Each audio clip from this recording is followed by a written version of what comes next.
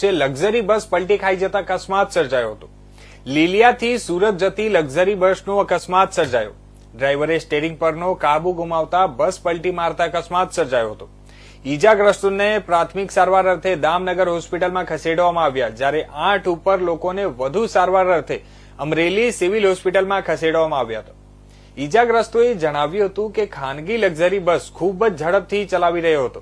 બસમાં મુસાફર કરતા વધુ લોકો હોવાનું જણાવ્યું। બસમાં સવાર તમામ લોકોને પ્રાઇવેટ તેમજ સરકારી હોસ્પિટલમાં સારવાર માટે ખસેડવામાં આવ્યા છે।